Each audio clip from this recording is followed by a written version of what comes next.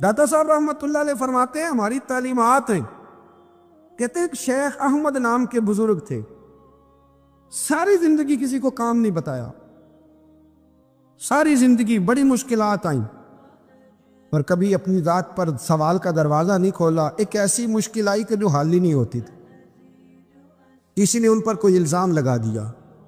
ابو مسلم نام کا ایک بادشاہ تھا، اس کی حکومت تھی، اس نے پکڑ کے قید میں ڈال دیا۔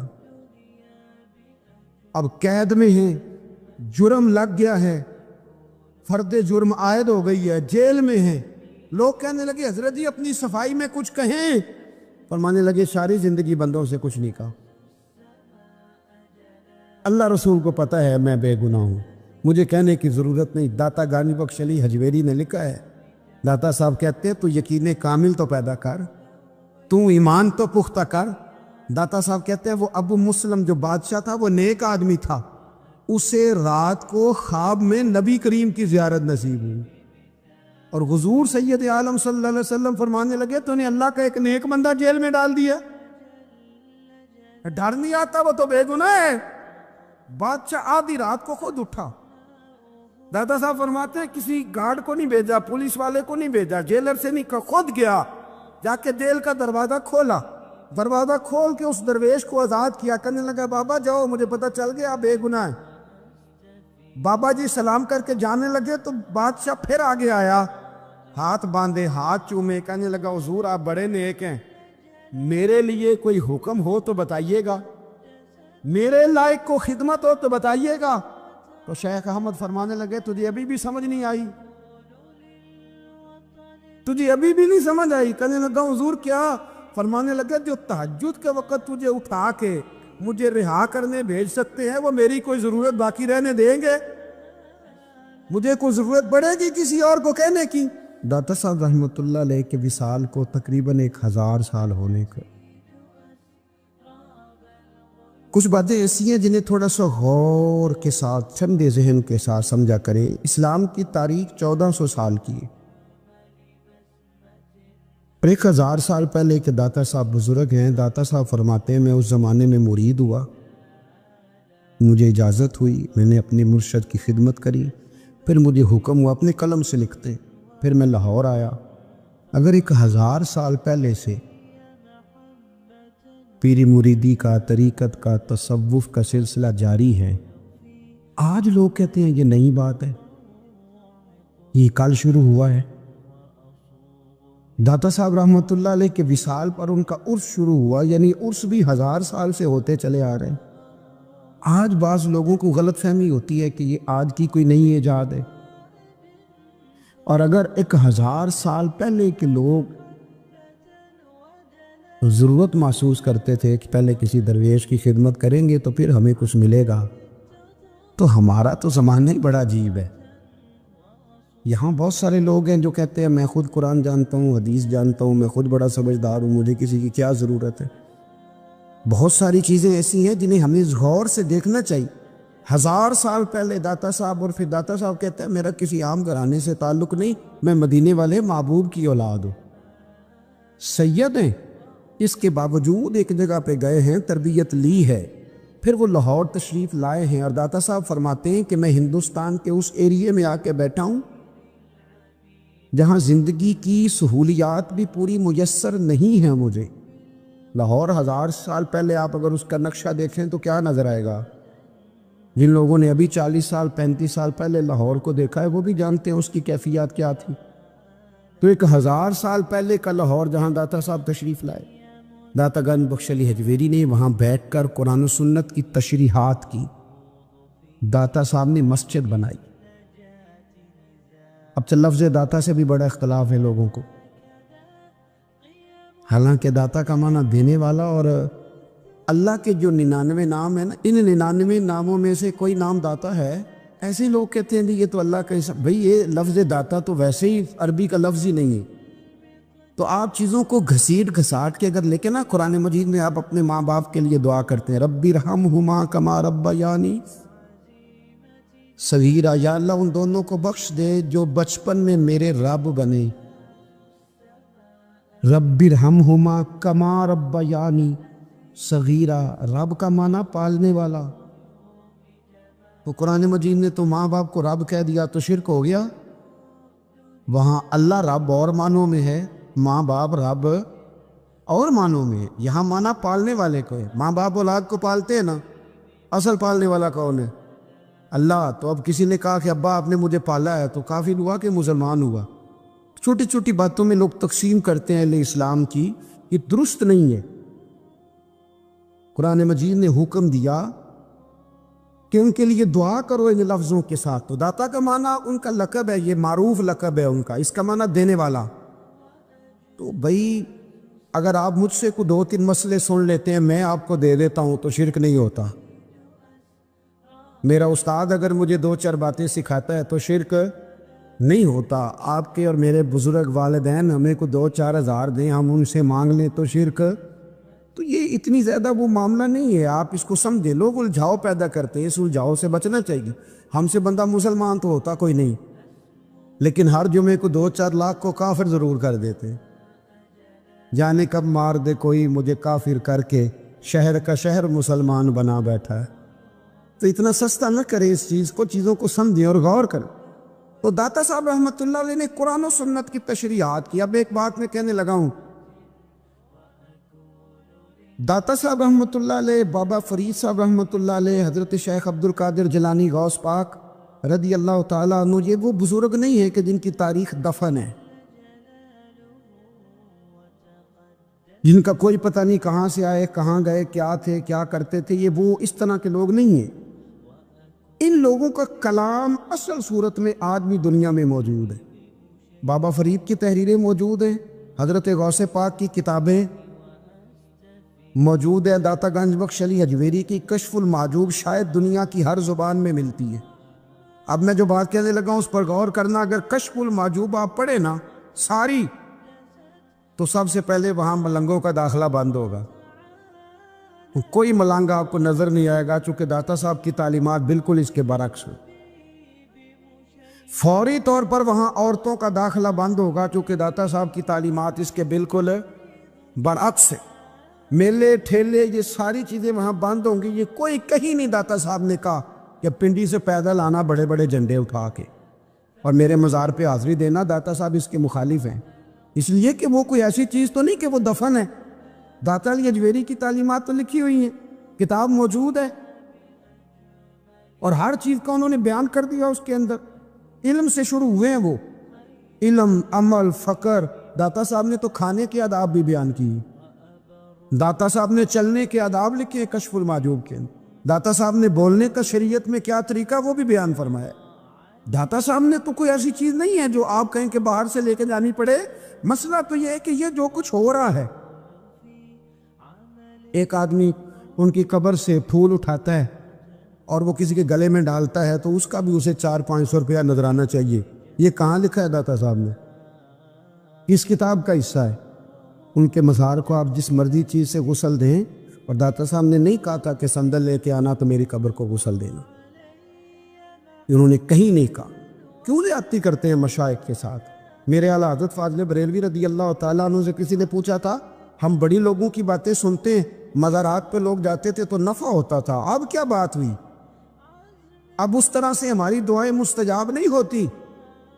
اعلیٰ حضرت فرمانے لگے، تم بزرگوں کے مزاروں پہ غیر شرعی کام کرتے ہو، اللہ والے تم سے ناراض ہو گئے، وہ تو تم سے ناراض ہیں، وہ تمہاری سفارش کریں گے اللہ کی بارگاہ میں، وہ تو ناراض ہیں تم سے۔ تم وہاں جا کے جو کچھ کرتے ہو وہ ان کو راضی کرنے والا ہے کہ ناراض کرنے والا؟ تو داتا صاحب نے تعلیم، سب سے پہلے آپ نے اسبات علم کا باب باندھا ہے، اور آیت یہ لکھی ہے پہلے، انما یخشی اللہ من عبادہ العلماء۔ آپ فرماتے ہیں علم ہوگا تو بندہ اللہ سے ڈرے گا، اور بڑی یہ سخت بات ہے، پر داتا صاحب نے لکھی ہے، میری مجبوری ہے، تعلیمات داتا گنج بخش موضوع ہے، یہ بات کرنی پڑے گی۔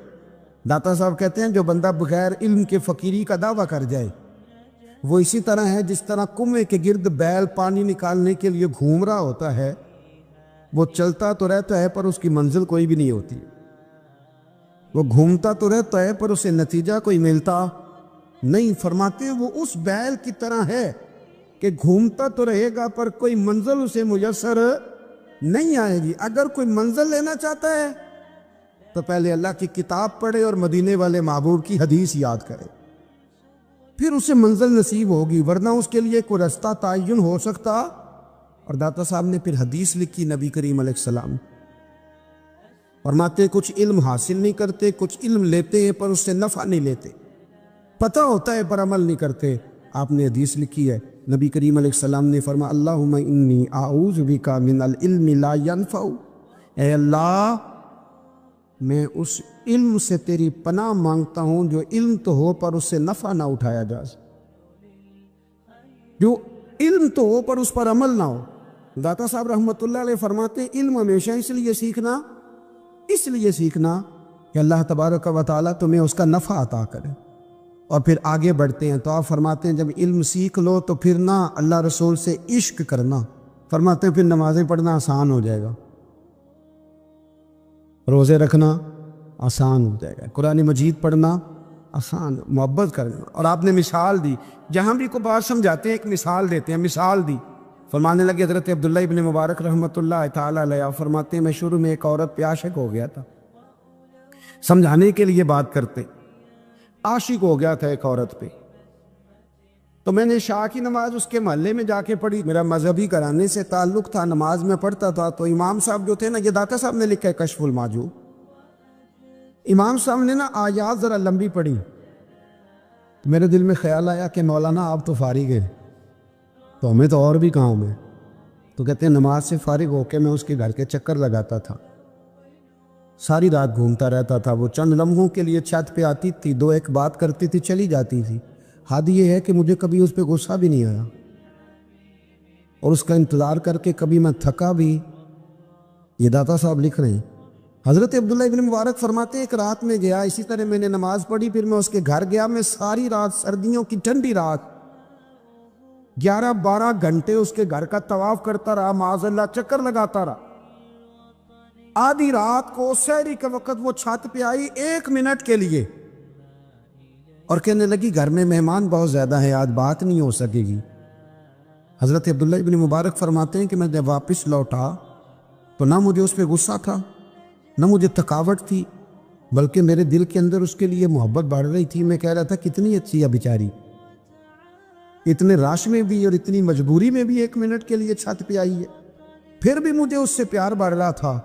کہتے ہیں جب میں تھوڑا آگے بڑھا تو فجر کی اذان ہو رہی تھی، یکدم میرے اندر سے آواز اٹھی، میں نے کہا عبداللہ اگر تو ایک عورت کے لیے ساری رات کھڑا رہتا ہے، نہ تھکاوٹ ہوتی ہے، نہ غصہ آتا ہے، بلکہ پیار بڑھتا ہے، اگر عورت کے لیے بندہ کھڑا رہ سکتا ہے تو رب رسول کے لیے بھی کھڑا رہ سکتا ہے۔ پھر تراویح پڑھنا کوئی اتنا مشکل کام نہیں ہے، پھر تہجد کے لیے اٹھنا کوئی مشکل کام نہیں ہے، شرط یہ ہے کہ پیار ہو جائے۔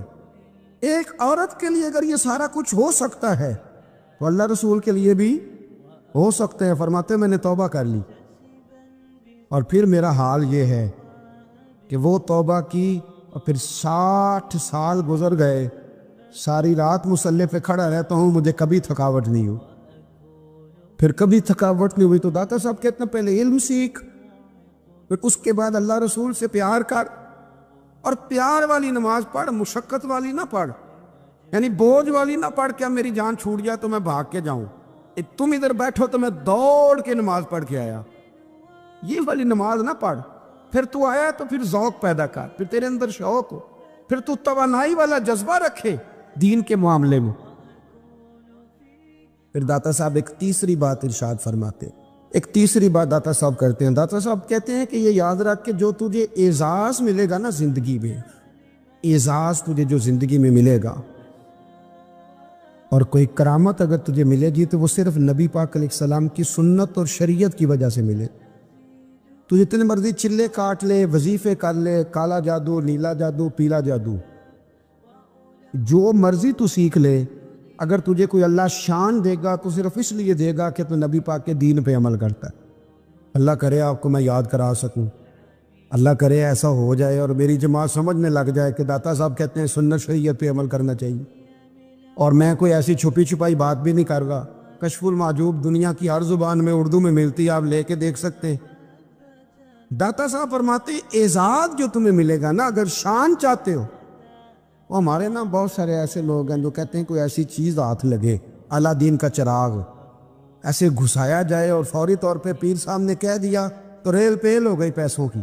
تو میں کہتا ہوں یہ تو دین کا مزاج ہی نہیں، یہ تو دین کی طبیعت ہے ہی نہیں، یہ تو ذوق ہی نہیں دین کا، یہ طبیعت ہی نہیں، مزاج ہی نہیں. میرے عزیز داتا علی اجویری رحمۃ اللہ علیہ فرماتے تو سنت پہ عمل کر، شریعت پہ عمل کر. اللہ کا قرآن کہتا ہے قل ان کنتم تحبون اللہ فاتبعونی یحببکم اللہ. فرمایا اللہ کا قرآن کہتا ہے کہ جب تو نبی کریم کی غلامی کرے گا نا تو اللہ خود تمہیں اپنا محبوب بنا لے گا. بنی اسرائیل میں ایک شخص تھا، امام غزالی رحمۃ اللہ علیہ فرماتے ہیں اس کا دل چاہا کہ پتہ تو کروں جنت میں میرا پڑوسی کون ہوگا. اس کو خواب میں بتایا گیا کہ فلاں بن فلاں تیرا جنت میں پڑوسی ہے. اب یہ بڑا عابد تھا، زاہد تھا، عبادت گزار تھا، پرہیزگار، بڑا نیک تھا، بڑا پرہیزگار. یہ سفر کر کے اس کے پاس گیا، اس کو جا کے کہنے لگا میں تیرا مہمان نہ بن جاؤں، 2-3 دن کا بن جاؤ. کہتے میں 3 دن اس کے ساتھ رہا، میں اس سے زیادہ نوافل پڑھتا تھا، زیادہ صدقات و خیرات کرتا تھا، زیادہ عبادات کرتا تھا، وہ تو میرے مقابلے میں کچھ بھی نہیں. 3 دن کے بعد میں آنے لگا تو میں نے اس کو کہا یار میں ایک مقصد کے لیے آیا تھا تیرے پاس. اس نے کہا بتائیے. میں نے کہا کہ میرا آنے کا مقصد یہ تھا کہ میں دیکھوں تو کون سی ایسی عبادت کرتا ہے کہ جنت میں تو میرا پڑوسی بنے گا. لیکن تیری عبادات ریاضت میں تکبر نہیں کرتا، لیکن میں نے کوئی خاص چیز دیکھی نہیں، کوئی خاص بات ہے تو مجھے بتا دے. تو بندہ کہنے لگا کوئی خاص بات نہیں، ہاں ایک چھوٹی سی عادت ہے میرے اندر، چھوٹی سی عادت. بڑے لوگ کبھی بھی اپنی باتوں کو بڑا نہیں سمجھتے. کہ ایک چھوٹی سی عادت ہے. کہ وہ کون سی؟ تو وہ کہنے لگا اگر شدید گرمی ہو نا تو میں نے اپنے رب سے کبھی سردی نہیں مانگی، اور کبھی برف جمی ہو نا گلیوں میں تو میں نے اپنے رب سے کبھی گرمی نہیں مانگی. میں سمجھتا ہوں میرا رب مجھے دیتا ہی وہ ہے جو میرے حق میں بڑا بہتر ہوتا. یہ ایک میری چھوٹی سی عادت ہے کہ کڑاکے کی دھوپ میں میں نے کبھی مالک سے سائے کا سوال نہیں کیا، اور اگر تیز بارش ہو رہی ہو تو میں نے کبھی یہ نہیں کہا کہ بارش نہیں ہونی چاہیے تھی، کیا بلے گا فلاں چیز کا. میں سمجھتا ہوں جو بہتر تھا اللہ نے وہی دے دیا ہے تو میں مطمئن رہتا ہوں. تو عابد وہ نیک آدمی وہ اللہ کے ولی کہنے لگے اسے چھوٹی سی عادت نہ بتا، تیری یہ وہ عادت ہے جس کی وجہ سے رب تجھ سے راضی ہو گیا ہے، اللہ تجھ سے راضی ہے تیری اس عادت کی بنا پر. جب ہمارے مزاج میں یہ چیزیں آ جائیں گی نا کہ جو میرے حق میں بہتر تھا مالک نے مجھے وہ دے دیا ہے، پھر ہم ہر جگہ بیٹھنے کی تمنا نہیں کریں گے، پھر سامنے والے سے ہم حسد نہیں کریں گے، پھر ہم یہ نہیں چاہیں گے کہ اللہ کرے وہ مر جائے اور اس کی ہر چیز مجھے مل جائے. پھر ہمارا مزاج پھر ہماری طبیعت یہ نہیں رہے. اللہ کی رضا پہ راضی رہے، مالک کے فیصلوں میں اپنے دل میں کوئی بوجھ محسوس نہ کرے. اپنی زندگی اللہ کے فیصلوں دیکھیں نا، جو ماں باپ اللہ نے بڑے اچھے سمجھے وہ ہمارے لیے پسند کی، وہ اللہ نے ہمارے لیے جو اس نے ہمارے حق میں بڑے، جو بہن بھائی اللہ کرے آپ کو سمجھ آئے، جو بہن بھائی اس نے ہمارے حق میں بڑے اچھے سمجھے وہی بہن بھائی اس نے ہمیں عطا کیے. جس بیوی کو اس نے ہمارے گھر کے گلشن میں بہتر سمجھا اس کو لا کے اس نے ہمارے آنگن میں بٹھایا، اور جو اولاد اس نے ہمارے لیے باعث افتخار سمجھی وہ اولاد اس نے ہمیں عطا فرمائی. حضرت نوح علیہ السلام کا بیٹا کافر ہو گیا، پر کسی جگہ انہوں نے شکوہ نہیں کیا کہ مالک یہ کافر کیوں ہوا. اللہ کے قبضے میں ہے نا دل، پھیر سکتا ہے نا، مقلب القلوب ہے. لیکن حضرت نوح نے دعا اللہ کی رضا پر راضی رہے، اپنا مزاج بدلے، تاکہ معاشرے میں یہ جو گھٹن ہے، یہ جو ٹینشن ہے، یہ جو جھگڑا ہے، یہ جو چھینا چھانی ہے، یہ جو ایک دوسرے پر لوگوں کی نظریں ترچھی ہیں، یہ ختم ہو. سمجھو کہ میرے حق میں جو بہتر تھا مالک نے وہ چیز مجھے عطا کر دی. میں اکثر کہتا ہوں اپنے دوستوں کو، میں کہتا ہوں مجھے ایسے لگتا ہے جو سب سے اچھے ماں باپ تھے وہ اللہ نے مجھے عطا فرمایا، اور جو سب سے بہترین اساتذہ تھے نا ان کا دروازہ اللہ نے مجھے عطا فرمایا، اور جو جس شیخ جس پیر کو اللہ نے سب سے زیادہ شان عطا فرمائی اس کا دروازہ اللہ نے مجھے دکھایا. اور اس کے بعد اتنے تابع دار شاگرد میں نے کسی کے نہیں دیکھے جتنے مجھے ملے، اور اتنے وفادار پیر بھائی اور مرید میں نے کسی کے نہیں دیکھے جتنے مجھے ملے. میں اس بات پر، اور میں بات اس لیے نہیں کر رہا، میں آپ کو دل کی گہرائی سے بات بتا رہا ہوں کہ یہ عنوان زندگی ہے، یہ روح زندگی ہے۔ میں کبھی کبھی بڑے ناز کے ساتھ سجدہ شکر ادا کرتا ہوں کہ ایک بہت بڑا خوش نصیب شخص ہوں۔ اب یہ بات صرف سوچنے کی ہے، 100 لوگوں میں سے اگر ان 2 پہ ہی بندہ غور کرے جو نافرمان ہے، تو پھر زندگی آگے چل سکتی؟ تو 98 پر غور کیوں نہیں کرتا؟ تو 98 پر غور کیوں نہیں کرتا؟ اگر کسی شخص کے ساتھ تیرے 20 سال گزرے اور تو صرف اس ایک دن کو یاد رکھے جس دن میں اس نے تکلیف دی تھی، تو پھر یہ تیری زیادتی ہے۔ تو باقی ان دنوں کو کیوں نہیں یاد رکھتا جن دنوں میں اس کے تیرے ساتھ محبت والا معاملہ فرمایا، خدمت والا، راضی بالرضا کا مزاج بنائے۔ یہ مسلمان کے ایمان کا حسن ہے، یہ مسلمان کے کردار کا کمال ہے، یہ مسلمان کی سوچ کا بلند معیار ہے، یہ مسلمان کا اعلیٰ مقام ہے۔ حضرت عبداللہ ابن عمر کا بیٹا بیمار ہو گیا، بڑے پیارے ہوتے ہیں نا بیٹے، آپ بڑے پریشان تھے، شدید پریشان۔ صحابہ کہتے ہیں ہم نے آپ کو بڑی تکلیف میں دیکھا، کبھی اس حکیم کے پاس، کبھی اس حکیم کے پاس، کبھی اس جگہ، کبھی اس جگہ۔ کچھ دنوں کے بعد بیٹا انتقال کر گیا، لیکن کہتے ہیں جب ہم تعزیت کے لیے گئے تو ہم نے ان کے چہرے پر بہت ساری سکون کو، بہت ساری راحت کو دیکھا۔ بیٹا انتقال کر گیا، جب وہ بیمار تھا تو پریشان تھے، اب جب انتقال کر گیا تو سکون میں۔ تو کہتے ہیں ہم نے ان سے سوال کیا کہ حضور اس وقت آپ پریشان تھے، انتقال کے بعد تو لوگ زیادہ پریشان ہوتے ہیں، اب آپ سکون میں ہیں۔ تو آپ فرمانے لگے جب تک میری ڈیوٹی تھی میں پریشان تھا، خدمت کر رہا تھا، نوکری کر رہا تھا، اب میں اسے اس کے پاس چھوڑ آیا ہوں جو مجھ سے بہت زیادہ اس کا خیال رکھنے والا ہے، جو مجھ سے کئی ہزار گنا بڑھ کے اس پر توجہ کرنے والا ہے۔ اب مجھے پریشانی، اب میرا قریب مجھ سے کہیں بڑھ کر اس کا خیال رکھے گا، اسے سکون دے گا، اسے راحت دے گا، اور میں اپنے رب کے فیصلے پر بڑا راضی ہوں۔ اس نے جو بہتر سمجھا اس نے میرے حق میں وہ فیصلہ۔ حضرت ابن وقاص رضی اللہ تعالیٰ عنہ بڑے مستجاب الدعوات بزرگ تھے، مستجاب الدعوات۔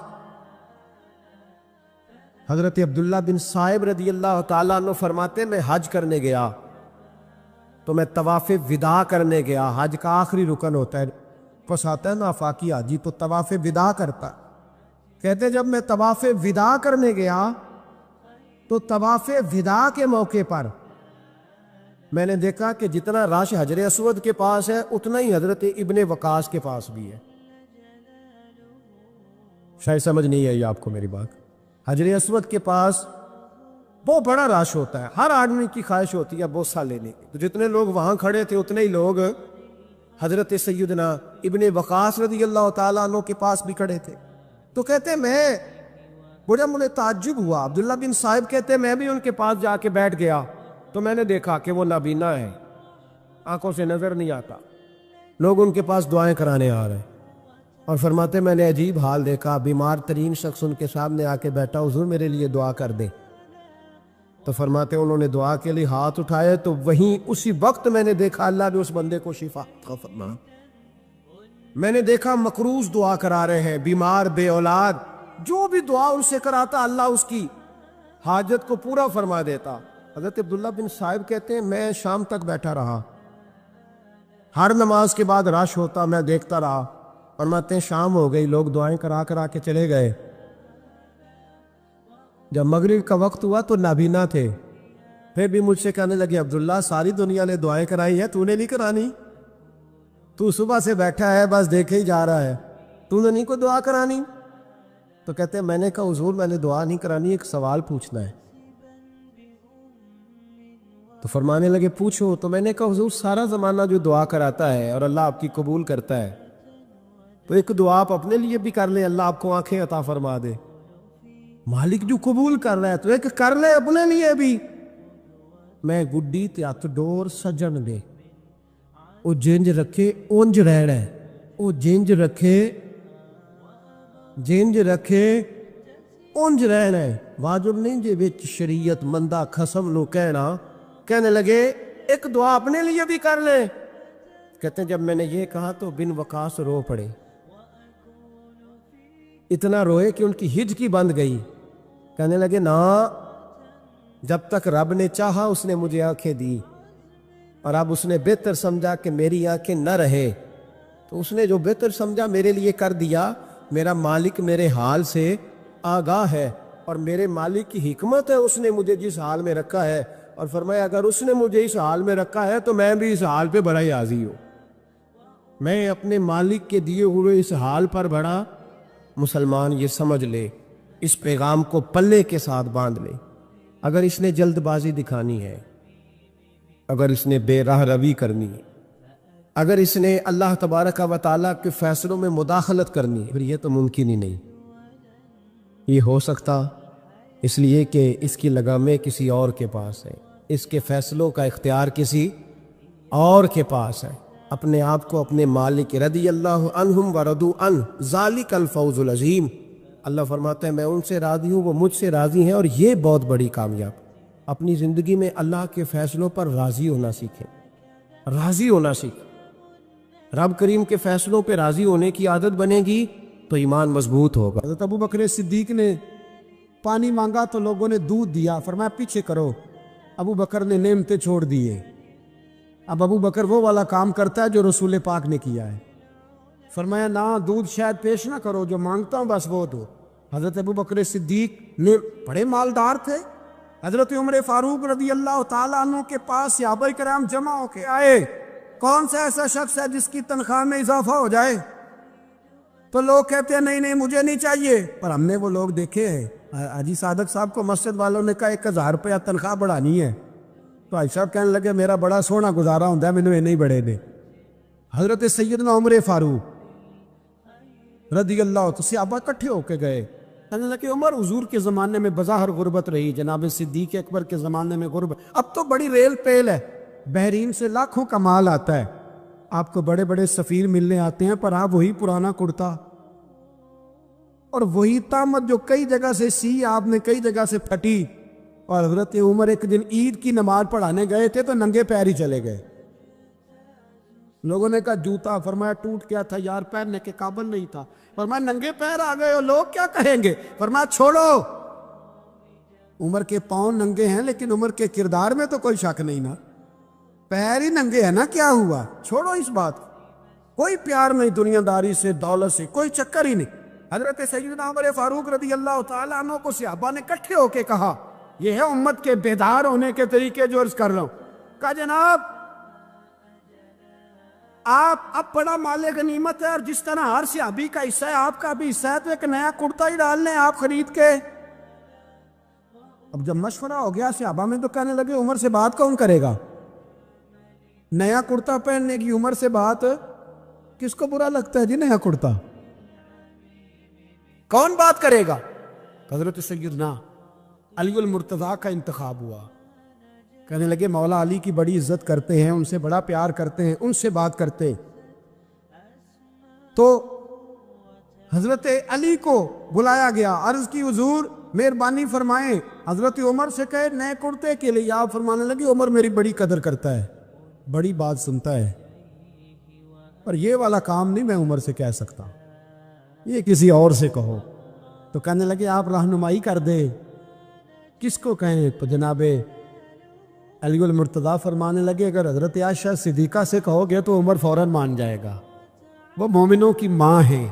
صحابہ حضرت عائشہ کے پاس، اماں جی عمر کو بلائیں، ان کو کہیں بڑے بڑے سفیر آئے ہوتے ہیں، وہی پرانے کپڑے پہن کے بیٹھ جاتے ہیں۔ اللہ اکبر۔ حضرت عائشہ نے پیغام بھیجا، فرمایا عمر کو بلاؤ۔ عمر فاروق دوڑے ہوئے آئے، پردے کے پیچھے حضرت عائشہ کے پاس گھٹنوں کے بل، اماں جی دیر تو نہیں کر آیا میں آنے میں؟ حکم ہو، حضور کے گھر سے پیغام آیا، بڑے بڑے سفیروں کو چھوڑ کے بھاگے۔ حضرت عائشہ صدیقہ کہنے لگی عمر